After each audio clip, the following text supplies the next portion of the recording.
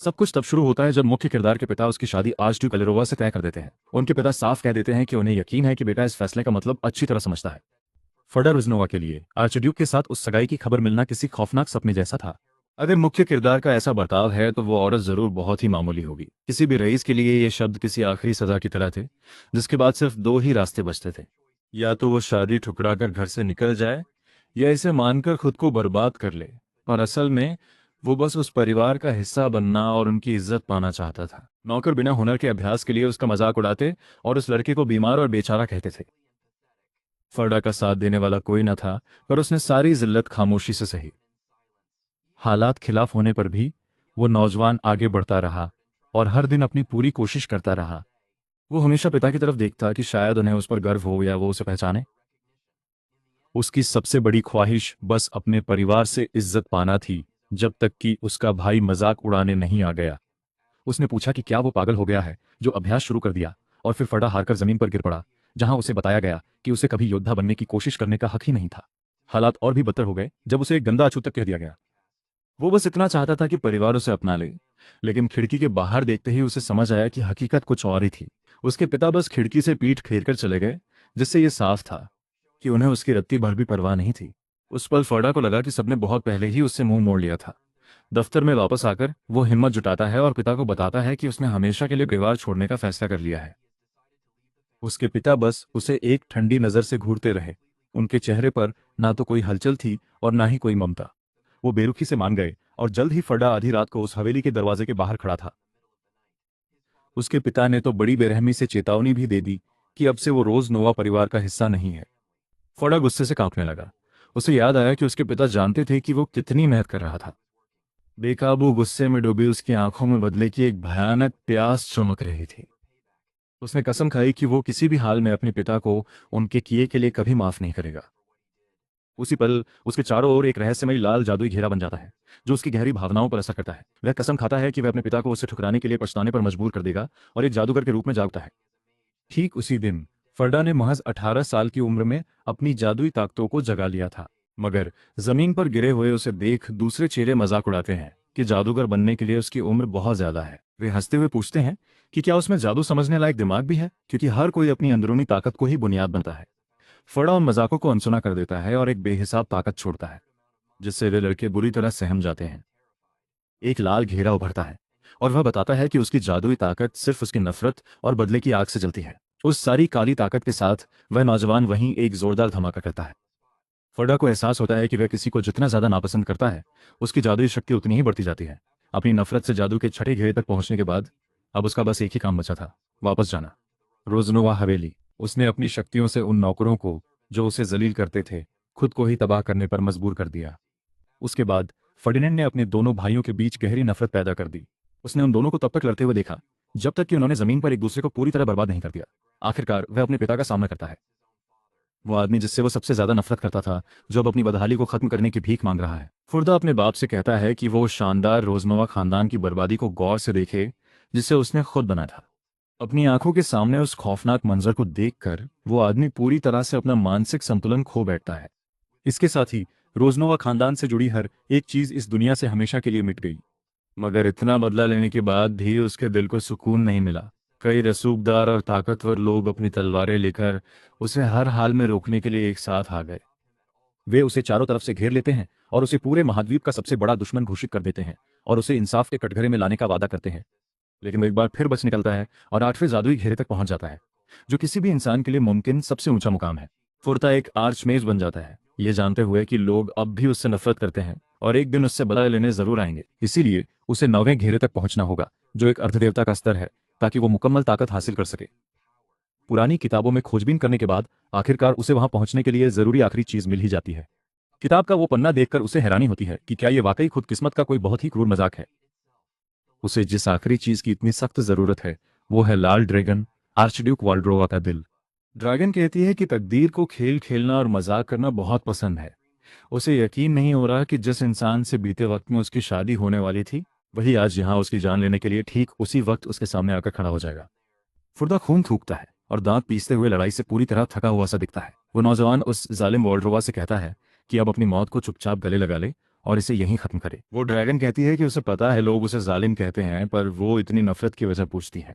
वो समझाती है कि वो हमेशा सबसे अलग थलग रही है और उसे कभी समझ नहीं आया कि इंसान उससे इतनी चिढ़ क्यों रखते हैं। वो गुस्से में उससे पूछता है कि क्या उसे सच में लगता है कि उसने उसके साथ कुछ गलत नहीं किया। ढूंढने के उसके उस पागलपन की वजह से ही उसे अपने खुद के परिवार से बाहर निकाल दिया गया था। वो जीव बड़ी हैरानी से पूछती है कि क्या इसमें वाकई उसकी ही गलती है, और वो पूरे यकीन के साथ इस बात को सच कहता है। वो नौजवान शिकायत करता है कि एक जंगली ड्रैगन के इंसानी साथी पाने के लालच ने उसकी जिंदगी बर्बाद कर दी। पूरी बात सुनने के बाद वो जीव बस इतना कहती है कि अब उसे सब समझ आ गया है। उस शांत जवाब से फेरडा को शक होता है। उसे समझ नहीं आता कि क्या हुआ, पर वो इसे टाल देता है क्योंकि उस ठहराव ने उसे अपनी माना जुटाने का वक्त दे दिया। फिर वो ड्रैगन तैयार होता है और अपने पंजों से एमसी पर झपटता है। घबराकर फेरडा अपनी जादुई ढाल से खुद को बचाने की कोशिश करता है। एक जोरदार वार होता है और एमसी के चेहरे से खून बहने लगता है, पर उसे हैरानी होती है वो खून उस ड्रैगन का है जो अपने ही पंजों से अपना सीना चीर रही है। फेरडा दंग और परेशान है। उसे समझ नहीं आता कि वो खुद को चोट क्यों पहुंचा रही है। वो पूछती है कि क्या उसके जादू को ड्रैगन के दिल की जरूरत थी। बेबस होकर उसे एहसास होता है कि वो अपना सीना चीरना चाहती है और वो उसे रुकने को चिल्लाता है। धीरे धीरे वो अपना सीना खोलती है। फेरडा उसे रोकने को भागता है क्योंकि वो दिल ही उसके जादू के लिए इकलौता मौका है। वो उसे रोकने को एक मंत्र चलाता है। वार सीधा निशाने पर है और वो विशाल ड्रैगन पीछे लड़खड़ा लगती है। फेरडा घबराकर चिल्लाता है क्योंकि वो देखता है कि उसके पंजे अब भी सीने को भींच रहे हैं। जब वो ड्रैगन गिरती है तो वो नौजवान बेताबी से सोचता है कि उस कीमती दिल का क्या हुआ होगा। वो अपनी नजर टिकाता है और अपनी ही आंखों में एक सुनहरी चमक की परछाई दिखता है। फर्डा को यह देखकर चैन मिला कि ड्रैगन का वो कीमती दिल उसके सामने बिल्कुल सही सलामत था। वो जीव बड़े आराम से उसे दिल ले जाने को कहती है, जिससे वो नौजवान उसकी इस बात पर उलझन में पड़ गया। वो सवाल करता है कि उसने ऐसा क्यों किया जबकि वो उसे जंग में हराने की कोशिश कर सकती थी।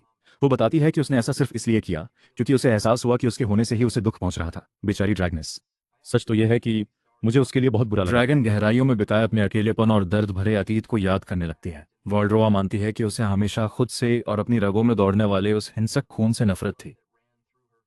उसे बिना किसी वजह के तबाही मचाने की अपनी उस बेकाबू चाहत से सख्त नफरत थी। खुद का वो खौफनाक और बेकाबू रूप उसके लिए बर्दाश्त से बाहर था।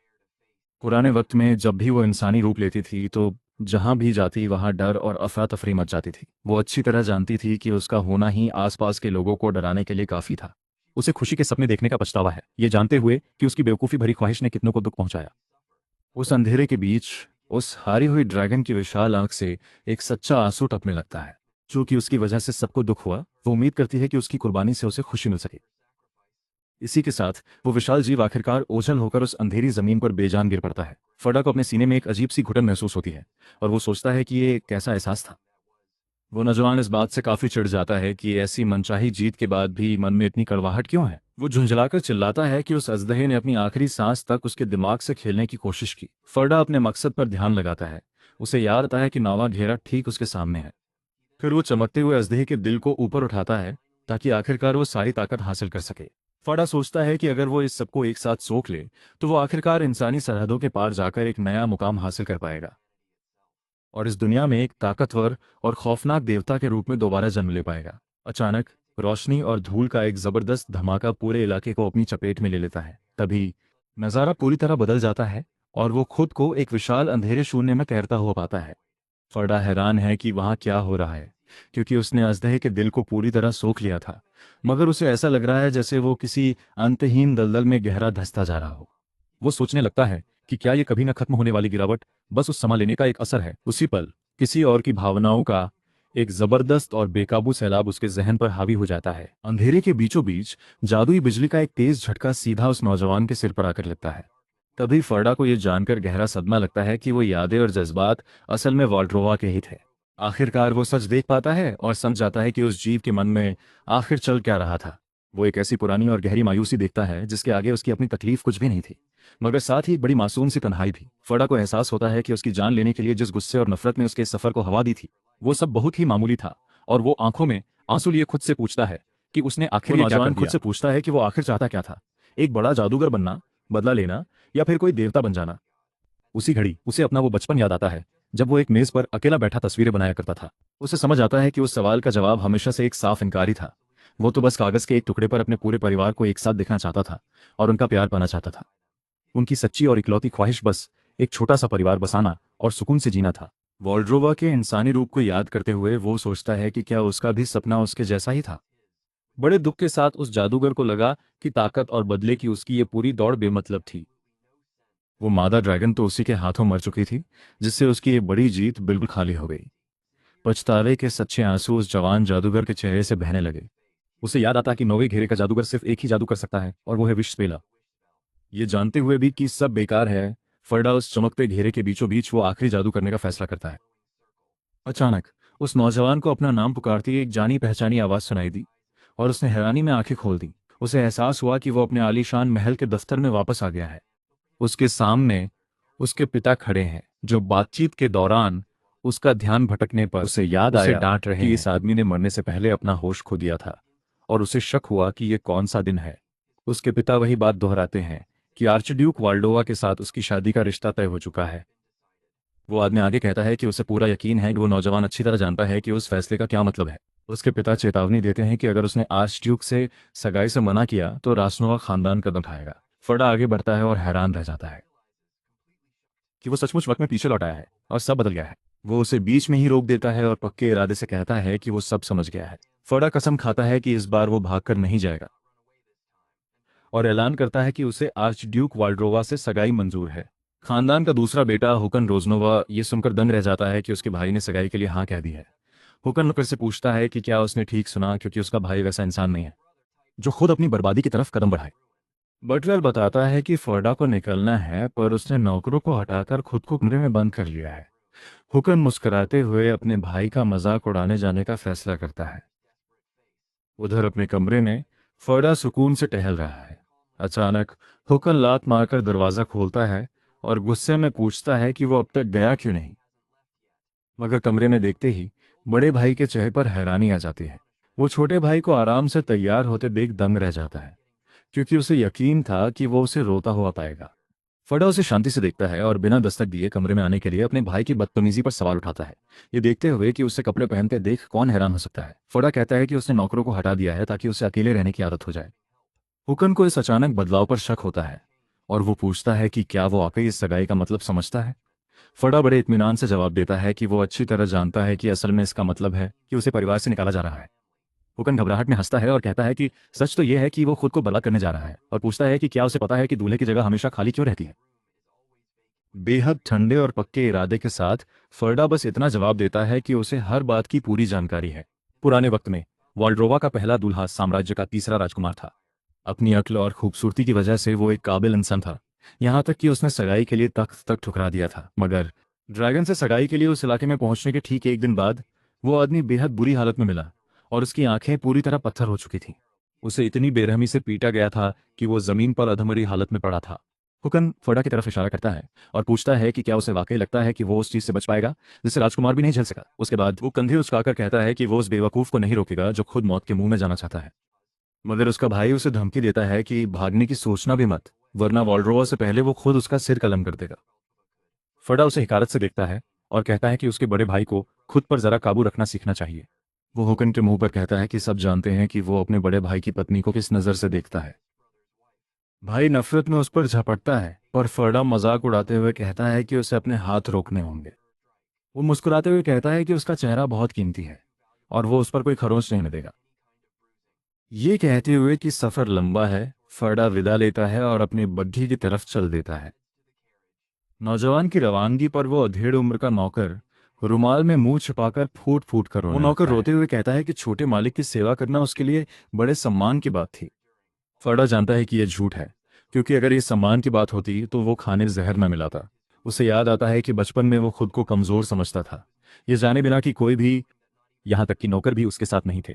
उस काले दौर को याद करते ही उस नौजवान के मन में गहरी नफरत और उस नौकर की गर्दन मरोड़ने की इच्छा जाग उठती है। मगर वह बस उसके कंधे पर हाथ रखकर इतने लंबे समय की मेहनत के लिए शुक्रिया अदा करता है। वह तंज कसते हुए कहता है कि उसे झेलना आसान नहीं रहा होगा, जिससे वह नौकर सहम जाता है। फर्डा उस सेवक से कहता है कि उसकी गैर मौजूदगी में वह उसके पुराने परिवार का अच्छे से ख्याल रखे, और आखिर में वह बग्घी में बैठ जाता है। अंदर बैठते ही उसे महसूस होता है कि उसका मन शांत है, शायद इसलिए क्योंकि वह पिछली जिंदगी में ही सबसे अपना बदला ले चुका है। वह सिर टिकाकर खिड़की के बाहर से गुजरते कुदरत के नज़ारों को खामोशी से देखता है। फर्डा को महसूस होता है कि वह बेकाबू गुस्सा और बदले की प्यास उसके सीने से हमेशा के लिए खत्म हो गई है। वह सोचता है कि नफरत वाला वह लाल जादू बिल्कुल किसी नशीले पदार्थ की तरह काम करता था। शुरुआत में यह रोमांचक था, लेकिन जैसे जैसे शरीर को इसकी आदत हुई, यह ताकत काबू से बाहर हो गई। वह काली ताकत उसके दिमाग और रूह के लिए जहर बन गई थी। जब वह पागलपन हावी होता तो उसे आसपास की हर चीज बेहद रोमांचक और जोश से भरी लगती थी। मगर अब फर्डा जानता है कि वह पहले की तरह उस विनाशकारी और खाली जिंदगी को दोबारा नहीं जीना चाहता। उसके लिए इतने समय बाद सुकून और शांति के इस एहसास को महसूस करना बहुत ही सुखद था। अचानक सफर खत्म हो जाता है और कोचवान बड़ी डरी हुई आवाज में पुकारता है कि आखिरकार वे मंजिल पर पहुंच गए हैं। जंगल के बीचों बीच एक लकड़ी का बोर्ड चेतावनी देता है कि यहां से ड्यूक का इलाका शुरू होता है और अंदर आ सख्त मना है। नौजवान गाड़ी से नीचे उतरता है और इंतजार करने के लिए अपने सूटकेस के ऊपर बैठ जाता है। कोचवान जल्दी में वहां से निकल जाता है और दूर से चिल्लाता है कि उसे उम्मीद है कि छोटे मालिक सलामत रहेंगे। वो सोचता है कि किसी की नज़र में ना आना ही अच्छा है, पर अगर कोई जंगली जानवर दिखा तो उसे जादू करना होगा। उसी पल हवा तेज चलने लगती है और कुछ पत्ते उड़ाती है, जिससे फौरन उस नौजवान का ध्यान खिंच जाता है। फर्डा अपना ध्यान जंगल की ओर लगाता है और उसे झाड़ियों के पीछे छिपी एक लड़की की रहस्यमयी परछाई दिखती है। नौकरानी की वर्दी पहने वो युवती पास आती है और अपना परिचय वाल्ड्रोवा की वफादार सेवक रूरी के रूप में देती है।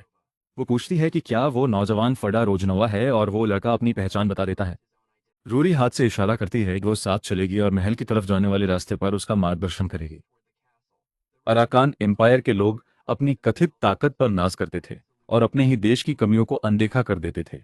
महाद्वीप के सुदूर पूर्व में शैतानों की वो जगह थी जो ऐसे दरिंदों से भरी थी जिन्हें पालतू बनाना नामुमकिन था। मगर वो खूंखार लाल अजदहा वाल्ड्रोवा ही था जिसने उन दरिंदों को रोककर पूरी सरहद पर कब्जा जमाया। फर्डा को लगता है कि उसकी बदनामी नाइंसाफी है, क्योंकि उसी ने उस जगह के लिए रक्षा की दीवार खड़ी की थी। जब भेड़िए उन्हें घेर लेते हैं तो उसे याद आता है कि लोग अक्सर ये झूठ फैलाते थे कि वो दरिंदों की फौज बना रही है, लेकिन उन बुज़दिल झूठों में उस विशाल अजदहे के सामने खड़े होकर कुछ भी कहने की जरा सी भी हिम्मत नहीं होगी। आसपास के दरिंदों को देख नौजवान को परेशान पाकर रूरी मुड़कर कहती है कि वो फिक्र ना करे। वो एक हल्की हिफाजती जादू का इस्तेमाल करती है और कहती है कि जब तक वो साथ है दरिंदे हमला नहीं करेंगे। वो पूछता है कि और कितनी देर चलना होगा। वो कहती है 2 घंटे, जिससे वो सोचता है कि वो इतनी जल्दी कैसे पहुंची। रूरी बड़ी सहजता से कहती है कि अगर वो अकेली होती और उड़कर जाती तो उसे सिर्फ 10 सेकंड लगते। फर्टर समझ जाता है कि वो कोई मामूली नौकरानी नहीं है। रूरी एक ऊंचे दर्जे की ड्रैगन की संतान है जिसमें पैदाइशी ताकत और जादू है, और वो इंसान से अपने सींग और पूंछ छुपाकर रखती है। ये जानकर वो नौजवान अपनी लकड़ी की लाठी को जमीन में मजबूती से गाड़ देता है। वो उड़कर जाने की सलाह देता है, पर वो पूछती है कि क्या उसे पूरे रास्ते उसे गोद में उठाना होगा। नौजवान कहता है कि वो उड़ान संभाल लेगा, पर रूरी साफ कह देती है कि वो उसे उठाना नहीं चाहती। घने जंगल के बीचों बीच रास्ते पर वो दोनों अब एकदम खामोश हो जाते हैं। वो आराम की बात कहता है, पर वो कहती है कि चलते रहो क्योंकि मालिक इंतजार कर रहे हैं। फर्डा मायूस हो जाता है, ये सोचकर कि उसे पूरा रास्ता पैदल ही तय करना पड़ेगा। वो नौजवान मन ही मन सोचता है कि शादी करने की राह वाकई कभी आसान नहीं होती। काफी दूर पैदल चलने के बाद आखिरकार वो दासी उस इलाके के महल के विशाल दरवाजे पर दस्तक देती है। वो जोर से अपने मालिक को बताती है कि उनका दूल्हा आखिरकार यहाँ पहुंच चुका है।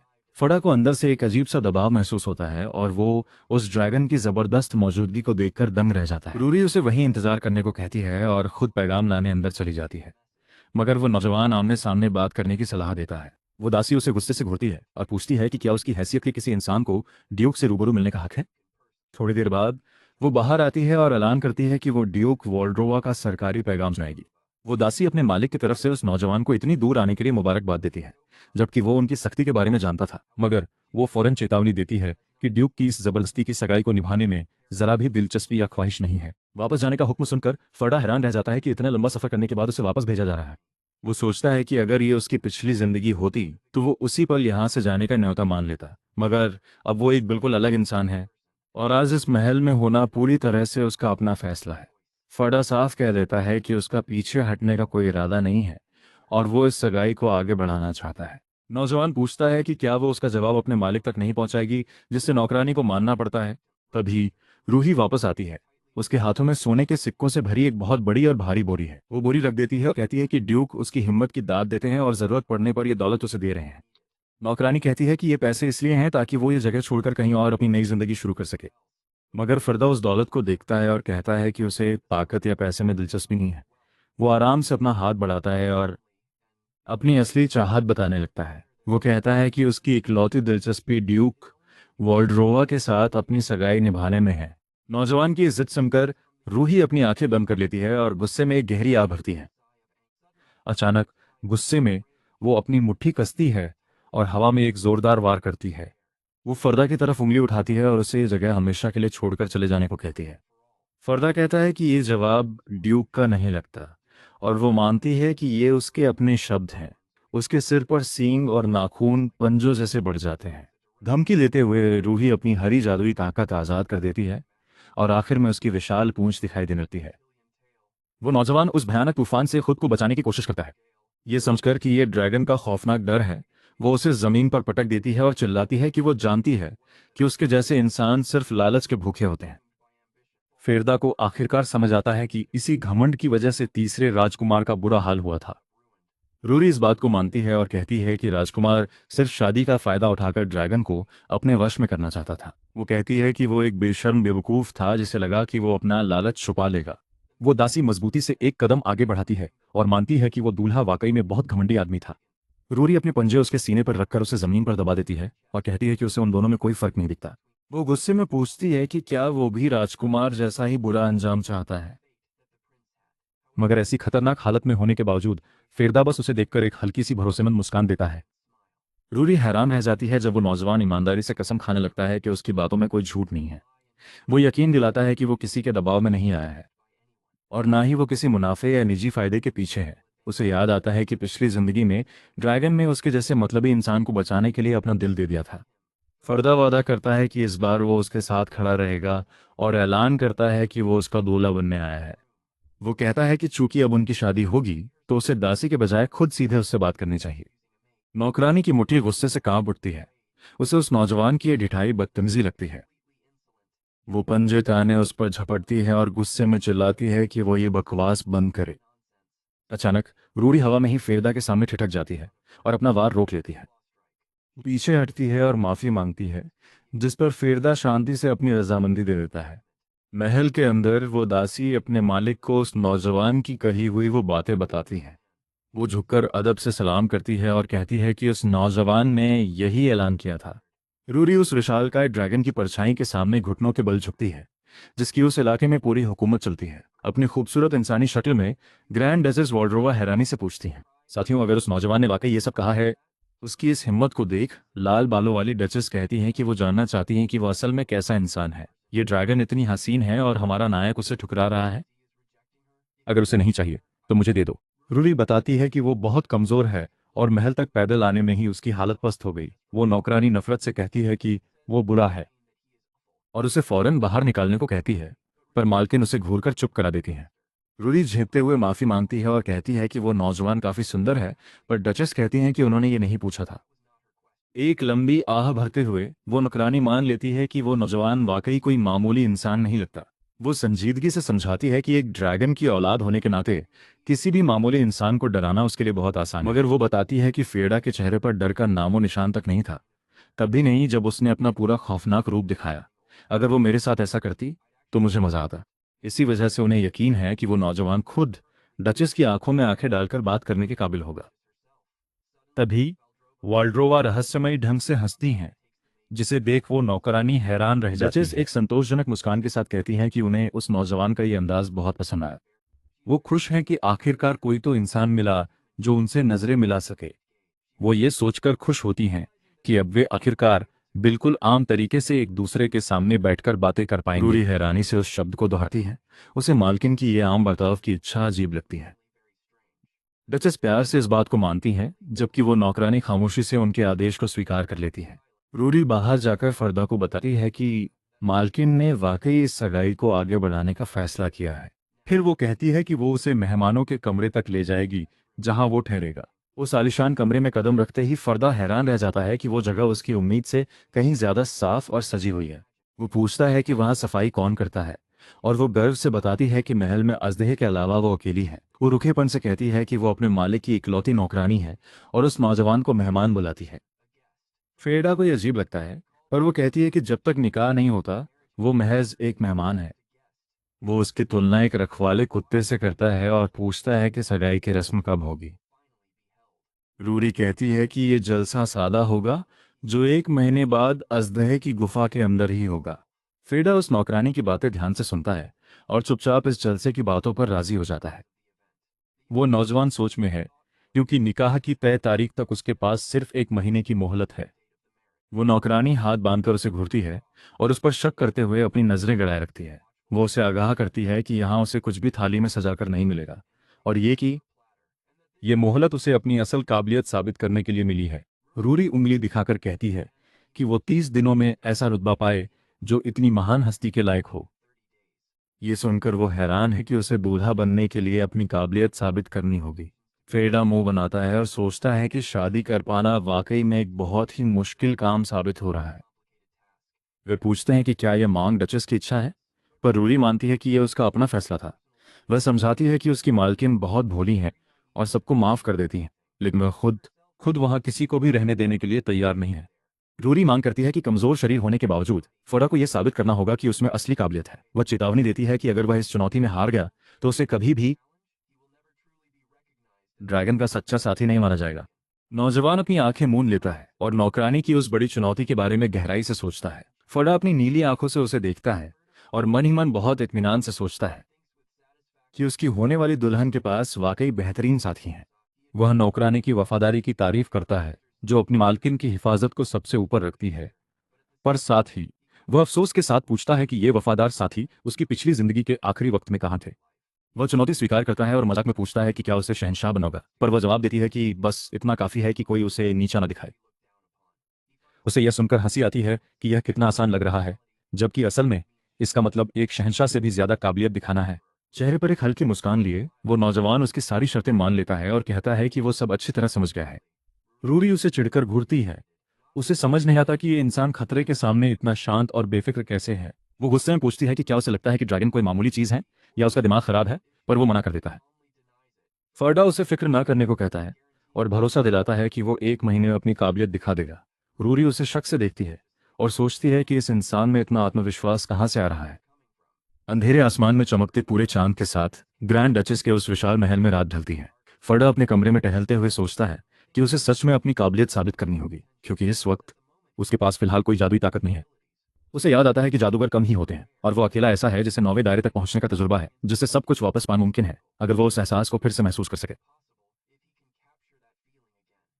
एक जादूगर के लिए पहला दायरा सबसे अहम है, क्योंकि यही उनके सारे माना सर्किट का रास्ता तय करता है। नीला दायरा शांत और स्थिर ध्यान से बनता है, जिसे ज्यादातर जादूगर अपनाते हैं। वहीं दूसरी तरफ लाल दायरा उथल पुथल भरे जज्बात और नफरत से पैदा होता है, एक ऐसा खतरनाक रास्ता जिसने पुराने वक्त में उसे पागलपन की कगार पर पहुंचा दिया था। वो जानता है कि पुराने रास्ते पर चलने से वो बहुत जल्दी ताकतवर बन सकता है, पर वो उस चुनाव को लेकर हिचकिचा रहा है। इस बार फड़ा ने एक अलग राह चुनने का फैसला किया है, ताकि वो अपने इस नए सफर में कहीं डगमगा न जाए। साफ आसमान के नीचे महल में एक हफ्ता बीत जाता है। फड़ा अपने कमरे में जमीन पर पालथी मारकर ध्यान लगाने की कोशिश करता है।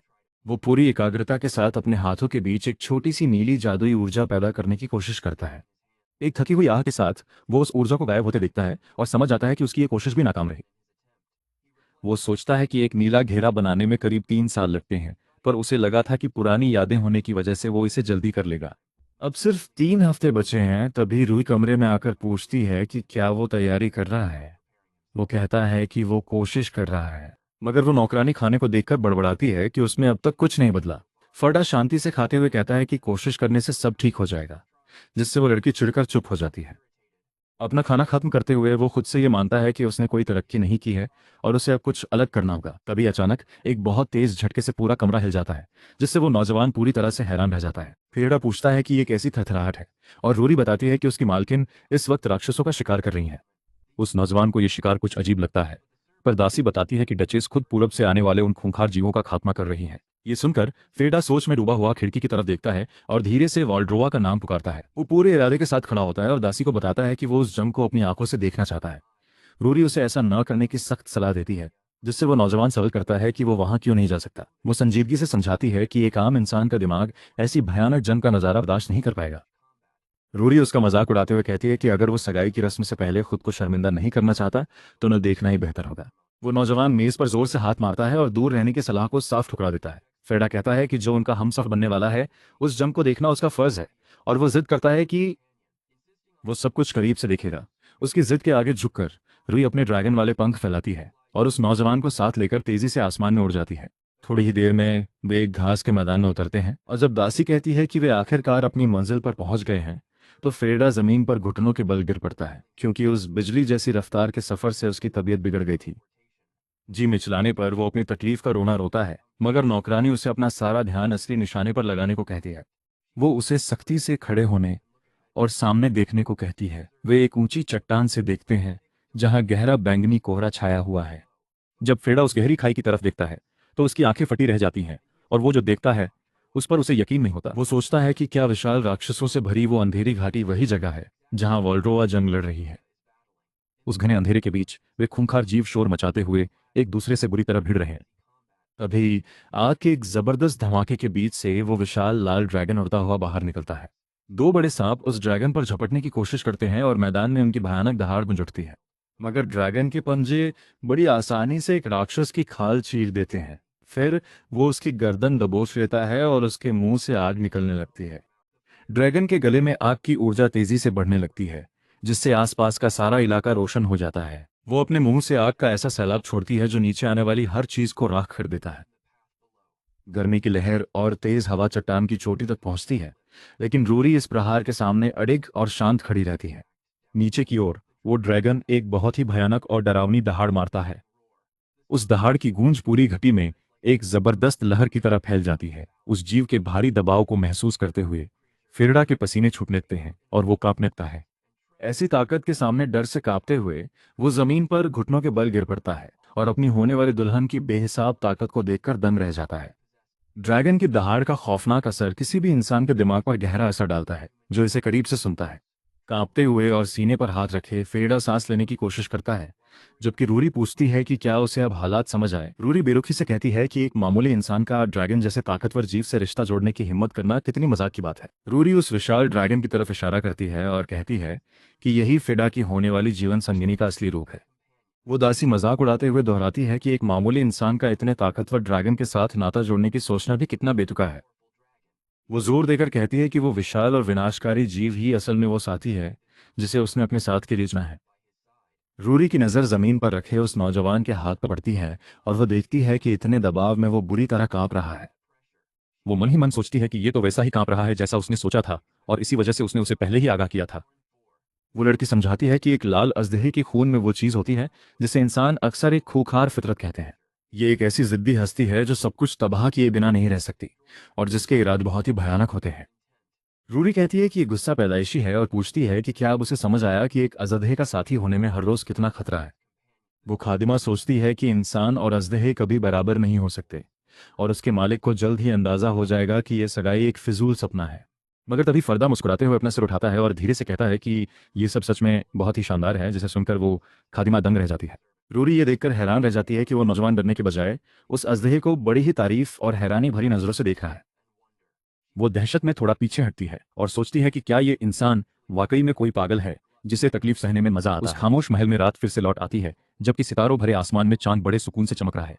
बिस्तर पर लेटे हुए फरदा सोचता है कि हालांकि उसने खुद को दिमागी तौर पर तैयार किया था, पर उस दबाव का असर बहुत गहरा था। उसे महसूस होता है कि उस ड्रैगन के खौफ और दहाड़ का सीधा सामना करने के बाद उसका पूरा शरीर बुरी तरह थककर चूर हो चुका है।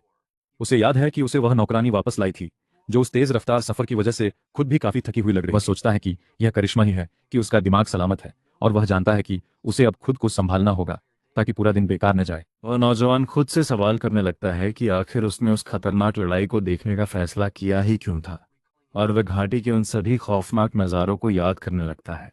अचानक फरदा के जहन में सब साफ हो जाता है और उसकी आंखें एक बड़ी सच्चाई जानकर फटी रह जाती हैं। हालांकि वह मंजर डरावना था, पर उसे एहसास होता है कि वह अपनी होने वाली दुल्हन को करीब से देखना चाहता है।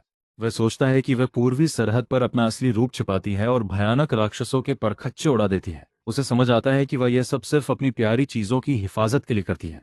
पूरी शिद्दत के साथ फरदा के लिए यह पक्का इरादा एक ऐसे नेक शूरवीर की निशानी है जिसने खुद मुश्किलों भरा रास्ता चुना हो। वह अपनी बाहें फैलाता है, ठंडी हवा को महसूस करता है और सोचता है कि उसका यह अंदाज वाकई कितना शानदार है। वो नौजवान हल्का सा मुस्कुराता है और सोचता है कि उसके जैसी महान हस्ती का उसके साथ रहने के लिए राजी होना कितनी बड़ी बात है। उसी पल उसके हाथों में एक तेज लाल रोशनी जमा होने लगती है और वह चौंक कर देखता है कि यह वही लाल घेरा है। वो उस ऊर्जा को रोकने की बेतहाशा कोशिश करता है, क्योंकि वो जानता है कि वो पुरानी गलतियां नहीं दोहरा सकता और उसे इस शक्ति को ठुकराना ही होगा। मगर उस लाल माला के बहाव को करीब से देखने पर उसे उसके अंदर जो दिख रहा है उसमें उसकी दिलचस्पी जाग उठती है। लाल कवच वाले उस ताकतवर योद्धा की छवि उसके ख्यालों में फिर से पूरी शिद्दत के साथ उभर आती है। फुर्दा का सीना जोरों से धड़कने लगता है, क्योंकि वो अपना पूरा ध्यान वाल्ड्रोवा की उस असरदार छवि पर लगा देता है। वो गौर करता है कि वो जितना उसकी जंग को याद करता है उसकी नसें उतनी ही साफ होती जाती हैं, और ये एहसास नफरत या बदले का नहीं है। उस ऊर्जा पर ध्यान लगाते हुए वो इस रहस्यमय एहसास को पूरी तरह से मिटने से पहले पहचानने की कोशिश करता है। वो नौजवान अपना पूरा ध्यान इसी एहसास पर लगाता है और अपने हाथों के बीच उस जादुई ऊर्जा को तेजी से समेटने और घुमाने लगता है। वो अपना पूरा ध्यान बनाए रखता है, जबकि वो लाल माना तेजी से चमकता है और उसके शरीर के इर्द गिर्द एक शक्ल लेने लगता है। फुर्दा अपनी पूरी इच्छा शक्ति लगा देता है ताकि वो एक अकेला और ताकतवर जादुई घेरा बना सके। वो कामयाबी के साथ वो घेरा बना लेता है और ये देखकर मुस्कुराता है कि इस बार ये ऊर्जा पहले के मुकाबले बिल्कुल अलग है। अपनी नज़रों में एक पक्का इरादा लिए वो नौजवान खुद से वादा करता है कि इस नई जिंदगी में वो पुरानी गलतियों को फिर कभी नहीं दोहराएगा। अगले दिन रूरी कमरे में आती है और उसे देखकर दंग रह जाती है। वो पूछती है कि क्या उसने सच में सिर्फ एक रात में अपने सर्किट्स को जागृत कर लिया है। फड़ा उसकी समझ की तारीफ करता है, जबकि वो दासी ये जानना चाहती है कि उसने ये नामुमकिन सा काम आखिर किया कैसे। वो शेखी बगाते हुए कहता है कि उसने ये इसलिए किया क्योंकि वो कोई आम इंसान नहीं है, और फिर उससे उसकी इस तेज तरक्की के बारे में पूछता है। रूरी बेमन से मान लेती है कि उसने शर्त पूरी कर दी है, लेकिन वो नौजवान जानता है कि अभी उसे एक लंबा सफर तय करना है। वो अपने अगले कदमों को लेकर बहुत गंभीर दिख रहा है और अपना रुमाल तह करके रख देता है। फर्डा पूछता है कि क्या पास में कोई ऐसी जगह है जहां वो अभ्यास कर सके, और नज़ारा बदलकर एक मैदान का हो जाता है जहां पुतले लगे हैं। रेतीली जमीन के बीचों बीच घास का एक पुतला बड़ी तेजी से खड़ा किया जाता है। रूरी हाथ में झाड़ू लिए आती है और बड़े गर्व से बताती है कि उसने पूरा मैदान बिल्कुल वैसा ही तैयार किया है जैसा उसने मांगा था। फर्डा खुश होकर तालियां बजाता है और उस दासी की फुर्ती की तारीफ करता है कि उसने आधे दिन में ये सब अकेले ही तैयार कर दिया। उसे यह अजीब लगता है कि उसने महंगी चीजों के बजाय मामूली पुतले क्यों मांगे, तो वो नौजवान समझाता है कि उसे अपनी मानस शक्ति पर काबू पाने का अभ्यास करना है। वो लड़की उलझन में है और कहती है कि ड्रैगन्स के लिए शक्ति पर काबू पाना तो उतना ही आसान होना चाहिए फर्डा मजाक करता है कि उसकी नस्ल के लोग इसे वहशीपन मानेंगे, मगर रूही गर्व से याद दिलाती है कि वो खुद भी एक अजदहे की औलाद है। फर्डा कुछ पल खामोशी से उसे घूरता है और जवाब देने से पहले अपने चेहरे पर एक शांत और गहरा भाव बनाए रखता है। उसे लगता है कि पैदाइशी ताकतवर लोग इंसानी मेहनत नहीं समझेंगे, फिर भी वो उस नौकरानी को अपनी मामूली साधना देखने बुलाता है। वो जानता है कि माना नियंत्रण की बुनियाद स्थिरता है, जो आमतौर पर नीले चक्र का पुराना रास्ता है, मगर इस बार उसने जागृत करने के लिए लाल चक्र को चुना है, जिससे पूरा खेल ही बदल जाता है। उसे अपनी भावनाओं को उकसाना भी है और साथ ही उन पर काबू भी रखना है, क्योंकि इस विरोधाभास को जीतना ही आखिरकार उसकी असली ताकत को आज़ाद करेगा। पुराने वक्त में उसे नफरत की उस लहर से माना निकालने में पूरा 1 साल लगा था, और उसे एक गोले में समेटने में 1 साल और लगा। पिछली जिंदगी की वो सारी दर्दनाक मेहनत उसके लिए अपने माना के गोले को फिर से बनाने में कामयाब होने के लिए जरूरी थी, मगर अपने तजुर्बे के साथ अब उसे वैसा ही गोला बनाने में सिर्फ 2 मिनट लगते हैं। रूरी ये सब देख दंग रह जाती है और सोचती है कि उसने पहली ही कोशिश में अपने मां पर काबू पाकर एक स्थिर गोला कैसे बना लिया। उसकी हैरानी को अनदेखा कर फर्डा बड़ी आसानी से हाथ के पास ऊर्जा के वो निशानों की तरफ इशारा करता है, गोले पैदा कर देता उन जादुई गोलों को छोड़ने का हुक्म दे देता है। वे गोले तेजी से हवा चीरते हुए निकलते हैं और पीछे विनाशकारी ऊर्जा की चमकती लकीर छोड़ जाते हैं। एक धमाके के साथ वार सीधा निशाने पर लगता है और नौकरानी के सामने उसे पूरी तरह तबाह कर देता है। खुश होकर वो नौजवान अपने हाथ देखता है और कहता है कि जादू पर उसकी पकड़ अभी छूटी नहीं है। रूरी खामोश खड़ी उसे देखती है और उस ताकत का अंदाजा लगाती है। बाद में वो वॉल्ड्रोवा से मिलकर अपनी बात कहती है, जिसमें फर्डा के इतनी जल्दी जादूगर बनने की खबर भी शामिल थी। ग्रैंड डचेस मानती हैं कि उन्हें नहीं पता ये कितनी बड़ी बात है और पूछती हैं कि उसने कैसा प्रदर्शन किया। रूरी कहती है कि वो माहिर था, इसलिए वो उसे खतरनाक मानती है, जिससे मालकिन की दिलचस्पी बढ़ जाती है। वो कहती है कि किसी इंसान का बिना कुछ छुपाए इतना काबिल होना नामुमकिन है। चिढ़ते हुए अंदाजा लगा रहा है कि शायद वो कोई अजीब इंसान है जिसे दर्द पसंद है। अगर वो मेरे साथ ऐसा करती तो मुझे भी अच्छा लगता। मेरे साथ भी ऐसा ही करो। वॉल्ड्रोवा को यह देखकर मजा आता है कि रूरी एक इंसान के हुनर की इतनी कद्र कर रही है, और वो नौकरानी भी मान लेती है कि वो वाकई हैरान करने वाला है। डचेस उसे फिक्र ना करने को कहती हैं और कहती हैं कि वो उस नौजवान की नेक नियति पर भरोसा करने की कोशिश करेंगी जो उसने उनके लिए दिखाई है। रूरी फिक्र के साथ देख रही है। उसे याद आता है कि कैसे उसकी प्यारी मालकिन को बीते वक्त में इंसानों ने गहरा जख्म दिया था। वो अपनी मालकिन के दिल को नई मायूसियों से बचाने की कसम खाती है और ये जानने की ख्वाहिश रखती है कि उस चाहने वाले के असली इरादे क्या हैं। एक तरकीब सूझने पर वो नौकरानी मशवरा देती है कि इस मौके का फायदा उठाकर फर्डा को कोई जरूरी जिम्मेदारी सौंप देनी चाहिए। डचेस मुस्कुराती हैं। इस मशवरे में दिलचस्पी लेते हुए पूछती हैं कि नौकरानी के जहन में कौन सा काम है। कुछ देर बाद फर्डा एक शानदार लाल लिबास में सज धज कर आता है जबकि उसके आने का औपचारिक ऐलान किया जाता है। बड़े सभा कक्ष में इलाके के रईस जमा होते हैं जो ग्रैंड डचेस द्वारा अचानक बुलाई गई सभा से हैरान हैं। कुछ रईस दरिंदों के खतरे के बीच इस सभा को लेकर शिकायत करते हैं पर जल्द ही उनके नए दूल्हे के आने की चर्चा करने लगते हैं। उनमें से एक यह जानकर दंग है कि किसी ने सच में उस पागलपन भरे प्रस्ताव को मान लिया है और पूछता है कि वह बेवकूफ कौन है। दरबारी आपस में बुरी बातें करने लगते हैं कि वह बस एक कमजोर नौजवान है जिसे अपने खानदान के बावजूद तलवार तक चलानी नहीं आती।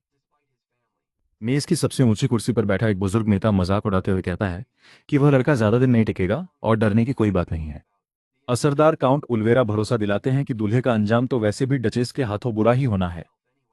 तभी दूल्हे के आने के सरकारी ऐलान के साथ ही बड़े बड़े दरवाजे खुल जाते हैं। बेहद शालीन अंदाज और शांत नजरों के साथ फर्डा हॉल में आता है और उसके पीछे पीछे उसकी नौकरानी रूरी आती है।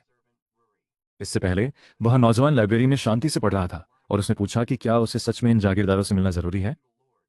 रूरी ने समझाया कि यह जरूरी है और पूछा कि क्या वह जानते हैं कि उसकी मालकिन को ग्रैंड डचेस का बड़ा खिताब क्यों मिला है। वह याद दिलाती है कि बीते वक्त में वाल्ड्रोवा ने ही अकेले उस भयानक काले अजदहे गॉडविन का खात्मा किया था। इस बड़ी जीत की वजह से उन्हें ये जमीनें मिली पर अब उनका ध्यान शिकार पर है, इसलिए उनके दूल्हे को उनकी जगह राजकाज संभालना होगा। संक्षेप में कहें तो डचेस बाहरी खतरों को संभालती हैं जबकि इलाके के अंदरूनी मामलों को देखना उनकी जिम्मेदारी है। उन्हें एहसास होता है कि वो उनकी नेतृत्व क्षमता को परख रही हैं और वो सभी दरबारियों के सामने खुद को पेश करने की चुनौती स्वीकार करते हैं। सभा में वापस आकर वो नौजवान औपचारिक रूप से ग्रैंड डचेस के होने वाले साथी के तौर पर अपना परिचय देता है और परिषद के सामने अपनी बात रखता है। बिना किसी हिचकिचाहट के वो सबको ठंडी नजरों से घूरता है और सीधे पूछता है कि वे उससे किस तरह का बर्ताव चाहते हैं। इस सीधे सवाल से दरबारी हैरान रह जाते हैं और उन्हें फौरन समझ आ जाता है कि इस नौजवान पर काबू पाना इतना आसान काम नहीं होगा। बूढ़ा काउंट धीरे से मुस्कुराता है और बड़ी चतुराई से जवाब देता है कि यहाँ मौजूद सभी दरबारी डचेस की छत्र छाया में वफादारी से सेवा करते हैं। वो कहता है कि उनके होने वाले दूल्हे को सम्मान देना जायज है, लेकिन साफ कर देता है कि कुछ शर्तें हैं जिन पर चर्चा होनी जरूरी है। वो बुजुर्ग अपनी धौंस जमाते हुए सबको याद दिलाता है कि इस नौजवान के पैदा होने से बहुत पहले ही उन्होंने साम्राज्य के प्रति वफादारी की कसम खाई थी। फिर वो तंज कसते हुए कहता है कि अब ये दूल्हे पर निर्भर है कि वो उनके लंबे तजुर्बे का लिहाज करे और उन्हें पूरा सम्मान दे। फर्डा शांति से सब सुनता है और फिर सख्ती से पूछता है कि क्या ये उनका आखिरी जवाब है कि वे आखिर कैसा बर्ताव चाहते हैं।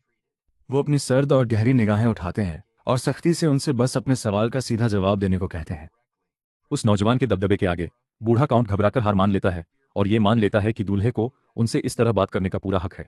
फर्डा आगे कहते हैं कि शादी के बाद भी सीधे तौर पर कुछ नहीं बदलेगा और हर इलाके का राजकाज वहां के जागीरदारों के हाथों में ही रहेगा। एक जागीरदार मेज पर हाथ पटकते हुए गुस्से में खड़ा हो जाता है और चिल्लाकर पूछता है कि क्या वो नौजवान ये कहना चाहता है कि वे अपनी ही प्रजा को लूटते और सताते हैं। फर्डा तंज कसते हुए अपना हाथ उठाते हैं और बड़े ही चालाकी से माफी मांगते हैं, ये कहते हुए कि बस उनकी जुबान जरा सी फिसल गई थी। वो चिढ़ा हुआ आदमी ताना मारता है कि अब उसे साफ समझ आ रहा है कि उस नौजवान को उसके अपने ही परिवार ने घर से बाहर क्यों निकाला था। वो उंगली दिखाते हुए कहता है कि ये नौजवान महज एक नाकाम फर्स्ट सर्कल का दूल्हा है और उसे इज्जत देनी चाहिए क्योंकि वो खुद एक बहुत बड़ा फोर्थ सर्कल मेज है। फर्डा बस शांति से बुदबुदाते हैं कि एक फोर्थ सर्कल मेज होना काफी है और उस धमकी की जरा भी फिक्र नहीं करते। सामने वाला शख्स गुस्से में पूरी तरह अंधा हो जाता है और दांत पीसते हुए पूछता है कि आखिर उस नौजवान ने अभी क्या कहा। वो चिल्लाता है कि फोर्थ सर्कल मेजर्स को ऊंचे ओहदे पर माना जाता है और उनका रुतबा उनकी महान जादुई ताकत से तय होता है। पहले दर्जे के जादूगर से अपनी तौहीन होते देख वो आग बबूला हो गया और उस लड़के को तमीज सिखाने के लिए अपनी जादुई ताकत जुटाने लगा। हमले की शुरुआत देख फर्डा ने बड़े ही इत्मीनान से हाथ आगे बढ़ाया और कहा कि उसके पास अपने दुश्मन के लिए एक दिलचस्प मशवरा है। उसने कहा कि एक मामूली पहले दर्जे वाले की काबिलियत आजमाने के लिए उन दोनों को यहीं एक मुकाबला करके फैसला करना चाहिए। नज़ारा बदलकर मुकाबले के मैदान का हो जाता है, जहां रईस लोग बातें कर रहे हैं कि पहले और चौथे दर्जे के बीच की लड़ाई का नतीजा तो सबको पहले से ही पता है। चुपचाप सब देख रही है जबकि दूसरे रईस सोच रहे हैं कि क्या थेसिलोस जंग के दौरान जवान फर्डा पर थोड़ी रहमदिली दिखाएगा। उस विशाल पत्थर के मैदान में हवाएं चल रही हैं और दोनों दुश्मन पूरी भीड़ के सामने लड़ने के लिए अपनी अपनी जगह ले लेते हैं। अपनी जेबों में हाथ डाले और बेफिक्री के साथ फर्डा सीधे पूछता है कि उसका दुश्मन उस पर कौन सा जादू चलाने वाला है। थेसलोस को इस सवाल से तौहीन महसूस होती है और वो गुस्से में कहता है कि ये लड़का कितना बदतमीज है। फिर वो हिकारत से मुस्कुराता है। वो कहता है कि ये नौजवान जरूर डर रहा होगा और उसे अभी इसी वक्त पीछे हटने का एक आखिरी मौका देता है। थेसोरस ऐलान करता है कि वो उसे खत्म करने के लिए चौथे दर्जे का ताकतवर जादू मैजिक एक्सप्लोजन इस्तेमाल करेगा। उस भयानक तकनीक का नाम सुनकर दर्शक दंग रह जाते हैं और घबराकर फुसफुसाने लगते हैं कि क्या वो नौजवान वहां से जिंदा बचकर निकल भी पाएगा। मगर फड़ा बेखौफ रहता है और कहता है कि वो भी अपनी तकनीक दिखाएगा और ठंडे लहजे में चेतावनी देता है कि उसे बस मैना शॉट जादू ही आता है। मामूली मैना शॉट के बारे में सुनकर दुश्मन हंसने लगता है, लेकिन वो नौजवान पूरे भरोसे के साथ जवाब देता है कि उसका हारने का कोई इरादा नहीं है। वो अपनी उंगलियों से एक छोटा सा इशारा करता है और शांति से कहता है कि इन सब के बावजूद उसके पास ज्ञान की कोई कमी नहीं है। इंसान की ऐसी अकड़ देखकर वो आग बबूला हो जाता है, चिल्लाता है और अपनी सारी विनाशकारी जादुई ताकत को एक जगह इकट्ठा करने लगता है। इसके साथ ही उसके पैरों के नीचे एक बहुत बड़ा और चमकता हुआ जादुई घेरा बन जाता है, जो अपना घातक हमला करने के लिए पूरी तरह तैयार है। फड़ा गौर करता है कि उसका दुश्मन अपनी ताकत बढ़ाने के लिए अपनी भावनाओं को बेकाबू कर रहा है और उसे लाल घेरे के एक और योद्धा के रूप में पहचान लेता है। बिना वक्त गंवाए फड़ा के 3 लाल गोले तेज रफ्तार से छूटते हैं और पूरे मैदान को पार कर जाते हैं। थेसॉरस की आंखें सदमे और डर से फटी की फटी रह जाती हैं, क्योंकि वो उन हमलों को अपनी तरफ बहुत ही तेज रफ्तार से आते हुए देखता है। पूरी बारीकी से अपनी ऊर्जा को काबू करते हुए फड़ा ठंडे लहजे में चेतावनी देता है कि इस जंग का फैसला तो पहले ही हो चुका है। लाल रोशनी की किरणें सीधा निशाने पर लगती हैं और उसके दुश्मन के आर पार हो जाती हैं। ओनेन का रक्षा कवच, जिसे उसने बड़ी बारीकी से चलाया था। थेसॉरस मायूस हो जाता है जब वो देखता है कि उसका ताकतवर जादू पूरा होने से पहले ही तबाह हो रहा है। उसे अचानक एहसास होता है कि उस नौजवान के वार कभी भी सीधे उसके शरीर पर नहीं थे। दुश्मन ये देखकर दंग रह जाता है कि उस नौजवान ने उसके जादू के घेरे की कमजोर कड़ियों पर निशाना साधा था ताकि उसे पूरी तरह तोड़ सके। वो जादू के उस धमाके की लहर से पीछे हट जाता है, जैसे उसे यकीन ही ना हो कि पहले दर्जे का जादूगर ऐसा कर सकता है। घबराहट में उसे समझ आता है कि चलते हुए जादू को तोड़ना बहुत ऊंचे दर्जे की तकनीक है, जिसे करने की काबिलियत खुद उसमें भी नहीं है। दुश्मन अखाड़े के पत्थर वाले फर्श पर हाथ टिकाए गिर पड़ता है, जो कांप रहा है और उसके बिखरे हुए जादू के अंशों से भरा पड़ा है। जादू का बहाव रुक जाने की वजह से वो पूरी तरह थककर और कांपते हुए घुटनों के बल गिर जाता है। अब उसमें लड़ाई जारी रखने की जरा भी हिम्मत नहीं बची है। वो ठंडे पसीने में तर है और बड़ी मुश्किल से सांस ले पा रहा है। फिसिलोस हैरानी में खुद से बुदबुदाता है कि वो हार गया है। फड़ा धीरे धीरे और शांत कदमों से अपने हारे हुए दुश्मन के पास जाता है और हौले से पूछता है कि क्या वो अपनी हार मानता है।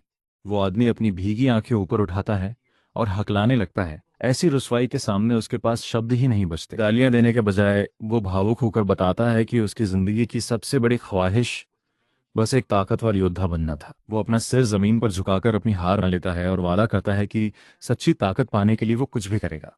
दरबारी हैरान होकर कानाफूसी करने लगते हैं, लेकिन रूडी धमकी देती है कि जो भी फड़ा की जीत पर शक करेगा वो उसकी आंखें निकाल लेगी। थेसिलॉस बड़े सम्मान से उस नौजवान से हाथ मिलाता है और उसकी महारत की तारीफ करते हुए कहता है कि पूरब की फौज अब महफूज हाथों में है।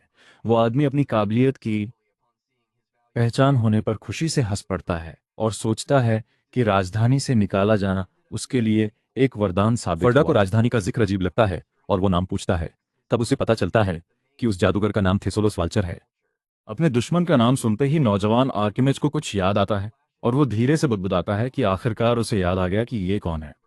एक गहरी नजर के साथ फर्डा सबको चौंकाते हुए थेसोलोस को बताता है कि पिछले जन्म में वही उसका सबसे बड़ा मददगार था। वो आदमी इस बात से पूरी तरह उलझन में पड़ जाता है, लेकिन तभी वो नौजवान अपनी उंगली से धीरे से उसके माथे के बीच में छूता है। गंभीर होकर फर्डा अपनी उंगली से इशारा करता है और फिर से धीरे से अपना माना शॉट मंत्र चलाने का हुक्म देता है।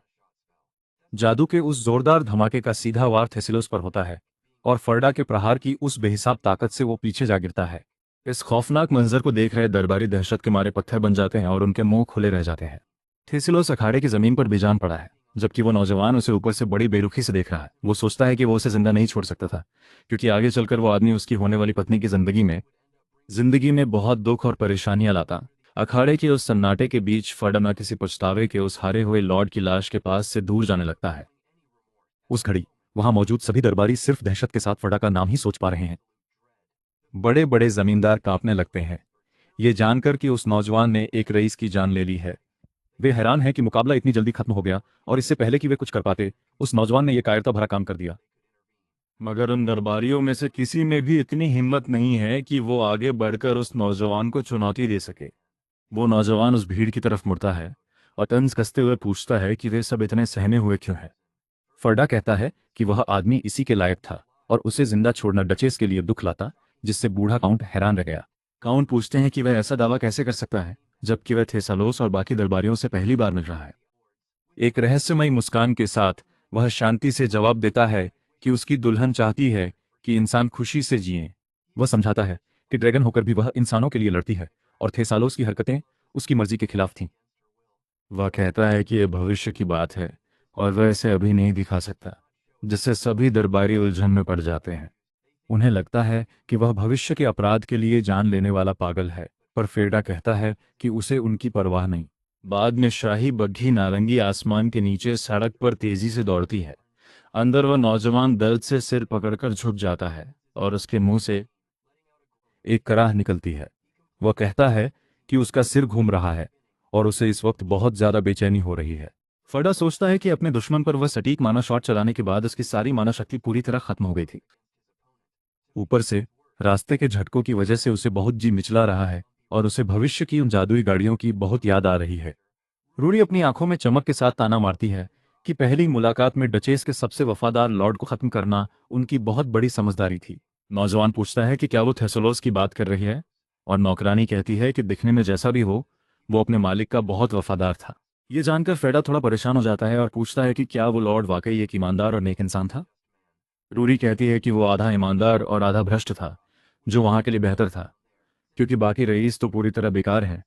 फिर भी नौजवान कहता है कि सगाई का काम आगे बढ़ेगा क्योंकि थेसिलोस को खत्म करने की वजह पूरी तरह से जायज है। वो सोच में डूबा हुआ अपनी सीट से टिक जाता है और उस लॉर्ड के पुराने दिनों की यादें ताज़ा करने के लिए अपनी आंखें मूंद देता है। उस थैले को देखते हुए जिसमें उस हारे हुए रईस का सिर है, फेडा अपनी यादों से हर एक छोटी बात को कुरेदने की कोशिश करता है।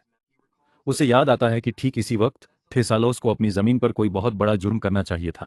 मरे हुए लॉर्ड के महल पहुंचने पर खानसामा अदब से झुकता है और डचेस के भेजे हुए लोगों का इस्तकबाल करता है। खानसामा उन्हें बताता है कि उनके मालिक बाहर गए हैं, मगर फ्रेडा बड़ी बेरुखी और सहजता से जवाब देता है कि लॉर्ड असल में मर चुके हैं। बिना वक्त गंवाए रूई ने वो भारी बोरा सीधे उस घबराए हुए बटलर की बाहों में फेंक दिया और उसे अभी के लिए उसे थामे रखने को कहा। उसने बड़े आराम से हुक्म दिया कि बोरे के अंदर जो भी है उसे महल के मुख्य दरवाजे पर ऐसी जगह टांग दिया जाए जहां से सब देख सके। जैसे ही बटलर ने बोरा खोला, वो बुरी तरह घबरा गया, क्योंकि उसने देख लिया था कि अंदर मौजूद कटा हुआ सिर उसके मालिक का ही था। उस नौकर की बेबसी को पूरी तरह नजरअंदाज करते हुए फेरडा और रूरी सुराग ढूंढने के लिए थेसिलोस के आलीशान कमरे में घुस गए। रूरी ने कहा कि उसे भ्रष्टाचार का सबूत ढूंढना होगा, मगर फेडा ने उसे याद दिलाया कि उस लाश से सिर अलग करने में उसने ही उसकी मदद की थी। उसने सिर वापस लेने और सगाई तोड़ने की धमकी दी, पर तभी उस नौजवान ने बताया कि उसे बिस्तर के ठीक नीचे एक गुप्त लकड़ी के फर्श पर हाथ फेरते हुए किसी ऐसे गुप्त बटन या चाबी की तलाश करने लगा जिससे वो रास्ता खुल सके। उसे जरूरत से ज्यादा देर लगाता देख रूरी पूरे रौब के साथ आगे बढ़ी और उसने उस नौजवान को फौरन वहां से हटने को कहा। उसने मजबूती से अपने पैर जमाए और अपनी पूरी बेहिसाब शारीरिक ताकत को अपनी बंद मुट्ठी में समेट लिया। पूरी ताकत से मारे गए एक जोरदार घूंसे से उसने लकड़ी के फर्श के परखच्चे उड़ा दिए और जमीन में एक बहुत बड़ा छेद कर दिया। रूई धूल झाड़ते हुए सहजता से कहता है कि रास्ता अब खुल गया है और वे अंदर जा सकते हैं। दोनों एक एक कदम बढ़ाते हुए उस अंधेरी और ठंडी पत्थर की सीढ़ियों से नीचे उतरने लगते हैं, जो सीधे तहखाने की ओर जाती हैं। फर्डा और रूरी अपनी नाक ढंक लेते हैं, क्योंकि पूरे तहखाने में खून और सड़न की असहनीय बदबू फैली हुई थी। वहां उन्हें एक गुप्त प्रयोगशाला मिलती है जो सर्जरी के औजारों और इंसानों और राक्षसों की क्षत विक्षत लाशों से भरी पड़ी थी। वहां थेसिलोस के प्रयोग रखे थे, जो शैतानी राजा का एक तांत्रिक चेला था और वर्जित काली शक्तियों का इस्तेमाल करता था। फर्डा खौफ के साथ इलाके के एक सिपाही को जंजीरों में जकड़ा देखता है और समझ जाता है कि वो जमींदार इंसानी शरीरों पर राक्षसों के अंग टांक रहा था। रूरी गुस्से से भर जाता है जब उसे एहसास होता है कि वो दरिंदा तो जैसे खुद ही मौत को दावत दे रहा था। वो गुस्से में कहती है कि इंसानों पर भरोसा नहीं किया जा सकता, पर मानती है कि इस धोखे की सजा उस रईस की मौत ही होनी चाहिए। मगर वो शक भरी नजरों से फर्डा को देखती है और पूछती है कि उसे इतनी गुप्त जगह के बारे में पहले से कैसे पता था। बिना कोई जवाब दिए वो नौजवान अपनी चमकती नीली आंखों से कागजों को देखता है और धीरे से कहता है कि आखिरकार उसे वो मिल ही गया जो वो चाहता था। इस दस्तावेज में थेसोलस की उस गुप्त और बेनाम रचना का जिक्र है जो अनंत माना पैदा करने का तरीका है। थेसोलस ने अपनी लिखावट में समझाया है कि राक्षसों के शरीर के भीतर लगातार और बेहिसाब माना बनता रहता है, मगर यह एक अशुद्ध और काली ऊर्जा है जिसका इस्तेमाल आमतौर पर किसी भी अच्छे काम के लिए नहीं किया जा सकता। लेकिन अगर वे लगातार माना पैदा करने की उस कुदरती ताकत की नकल करने में कामयाब हो जाते हैं तो हमेशा के लिए शुद्ध माना निकालना मुमकिन होगा। जो जादू के घेरों की हर पाबंदी को पूरी तरह से पीछे छोड़ देगा। थिसरस बुरी तरह हंसा। वो मुर्द की फौज से उन रईसों को तबाह करना चाहता था जिन्होंने उसे निकाल दिया था। उस जादूगर ने जश्न मनाया कि वो जल्द ही एक महान आर्केमस बन जाएगा, जबकि बीते कल का नौजवान फर्डा खामोशी से उसका सामना कर रहा था। फर्डा का इरादा उसी कीमती तकनीक का इस्तेमाल करके अपना बदला पूरा करने का था। आखिरकार इस जिंदगी में भी माना पैदा करने की वो गुप्त तकनीक उसके हाथ लगी गई, ठीक वैसे ही जैसे पहले हुआ था। वो जानता है कि इस तरीके को सीखने से वो 8वें घेरे तक बहुत जल्दी पहुंच जाएगा, मगर वो सोच में डूबा हुआ है। रूडी कहती है कि वो भी किसी भी इंसान की तरह काफी लालची है, और अगर वो इन कागजों को चुरा ले तो किसी को पता नहीं चलेगा। वो तंज कसते हुए उस नौजवान को बधाई देती है कि उसे वो ताकत पाने का सुनहरा मौका मिल गया है जिसकी चाहत हर इंसान को होती है। मगर उस दासी को हैरान करते हुए फर्डा वो दस्तावेज आगे बढ़ा देता है और उसे रखने के ख्याल को ठुकरा देता है। वो नौजवान पन्ने उसके हाथों में थमा देता है और बड़ी बेरुखी से उसे हुक्म देता है कि प्रयोगशाला की हर एक चीज को पूरी तरह तबाह कर दे। रूडी दंग रह जाती है और पूछती है कि क्या वो सच कह रहा है। उसे समझ नहीं आता कि कोई जादूगर ऐसे ज्ञान का लालच कैसे नहीं करेगा। वो मानता है कि ये खोज जादू की दुनिया बदल सकती है, मगर सवाल करता है कि आखिर इस सबका फायदा ही क्या होगा। आखिरकार फर्डा उस तकनीक को जड़ से मिटाना ही बेहतर समझता है, बजाय इसके कि वो ताकत के लालच में आकर भविष्य में ग्रैंड डचेस के लिए दुख का सबब बने। वो उसकी आंखों में देखता है और पूछता है कि क्या वो उसके लिए उन पाबंदीशुदा कागजात को जला सकती है। रूडी कुछ पल के लिए खामोशी से उसे देखती है और फिर जवाब देती है कि उसके लिए इस गुजारिश को पूरा करना जरा भी मुश्किल नहीं होगा। तेजी से उसके हाथ से नीली आग की लपटें निकलने लगती हैं जो उन कागजों को देखते ही देखते राख कर देती हैं। वो नीली ड्रैगन की आग पूरे कमरे में तेजी से फैल जाती है और हर एक शोध और उन क्षत विक्षत लाशों को जलाकर भस्म कर देती है। वो जानता है कि जादू में उसे चलाने वाले की रूह होती है, और थेसिलॉस का माना उसकी पुरानी नफरत की वजह से पूरी तरह से जहरीला हो चुका था। थिसोलॉस के अंदर वैसी ही गहरी हीन भावना और नफरत थी जैसी कभी फर्डिनेंड खुद अपने सीने के अंदर दबाए फिरता था। अगर वो उस काले जादू को अपना लेता तो वो फिर से बेकाबू जज्बातों की आग में घिर जाता, इसलिए उसे हमेशा के लिए छोड़ देना ही बेहतर था। वो कड़वाहट के साथ अपने पुराने रूप को याद करता है जो सिर्फ नफरत के सहारे जिंदा था, पर अब उसके चेहरे पर एक सुकून और राहत है। वो नौजवान उड़ती हुई राख को गौर से देखता है और कहता है कि सब कुछ बहुत ही अच्छी तरह चल रहा है। रूरी उसे एक सनकी और पागल समझकर घूरती है, लेकिन धीरे धीरे उसके बारे में अपनी सख्त राय को बदलने लगती है। वो आ भरती है और कहती है कि इस सीलन भरे अंधेरे तहखाने से निकलकर अब जल्द ही महल वापस चलना चाहिए। दासी आगाह करती है कि मालिक के साथ सगाई की रस्म से पहले शरीर से खून की महक आना बदतमीजी होगी। ये सुनकर वो नौजवान काफी खुश हो जाता है। ये कहानी बहुत ही दिलचस्प है। अगर आप भी अपने लिए एक खूबसूरत ड्रैगन वाइफू चाहते हैं तो लाइक और कमेंट जरूर करें।